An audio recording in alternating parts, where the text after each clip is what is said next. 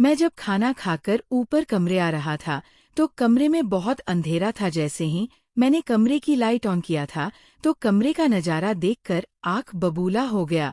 ऋषभ कमरे में बैठकर अकेले, वो सब चलिए दोस्तों कहानी शुरू करती हूँ। ऋषभ एक साधारण परिवार से ताल्लुक रखता था। उसका सपना था कि वह शहर में जाकर कुछ बड़ा करना और अपने परिवार का नाम भी रोशन करना। वह अपने मम्मी पापा के इकलौते बेटे थे और उन्हें ऋषभ से बड़ी उम्मीदें थी। जब ऋषभ को शहर के प्रतिष्ठित कॉलेज में एडमिशन मिला तो उसके परिवार की खुशी का ठिकाना नहीं था। शहर में आकर ऋषभ का जीवन बिल्कुल बदल गई। गांव के सीधे साधे माहौल से निकालकर उसे यहाँ की तेज रफ्तार जिंदगी से तालमेल बिठाने में वक्त लग रहा था। एक दिन कॉलेज की लाइब्रेरी में उसकी मुलाकात मारिया से होती है। मारिया अपने नोट्स देख रही थी और ऋषभ को उसकी मासूमियत और सादगी ने आकर्षित कर लिया। मारिया एक होशियार और मेहनती छात्री थी, लेकिन उसे पढ़ाई के अलावा पेंटिंग और म्यूजिक का भी बहुत शौक थे। वो ऋषभ से काफी अलग थी। ऋषभ जहां अपने सपनों के पीछे भागते थे, वहीं मारिया को छोटी छोटी चीजों में खुशी मिलते थे।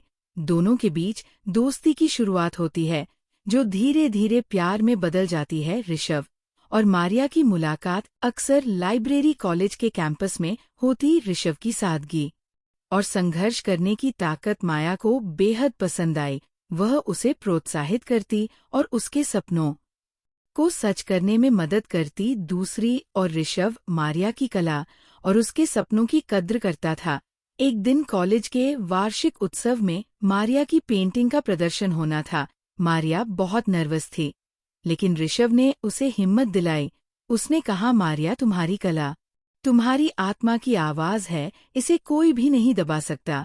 मारिया ऋषभ की बातों से प्रेरित होकर मंच पर अपनी पेंटिंग को सबके सामने पेश करती है और उसे पहले पुरस्कार से नवाजा जाता है। ये एक छोटा सा पल था, लेकिन ऋषभ और मारिया के रिश्ते को और भी गहरा बन गया था। दोनों ने उस दिन समझा कि वे एक दूसरे के जीवन में कितना महत्व रखती हैं।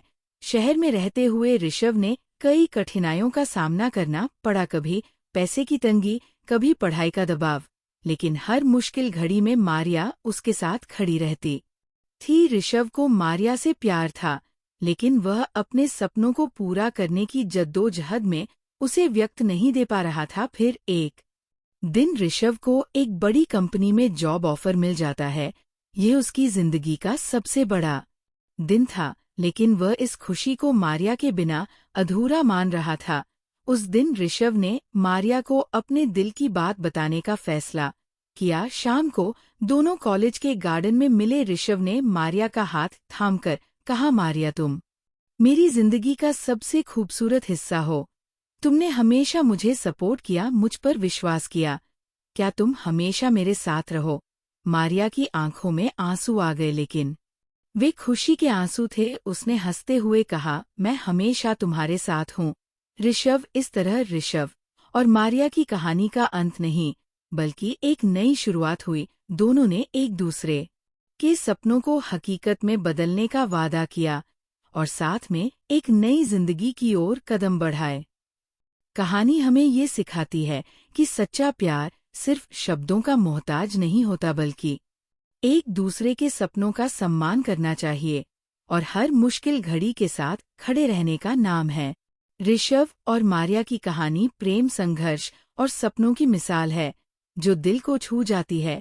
तो दोस्तों, कहानी अच्छी लगी हो तो लाइक करके चैनल को सब्सक्राइब जरूर करना। मिलते हैं एक नई कहानी में, तब तक के लिए love you and all dear friend.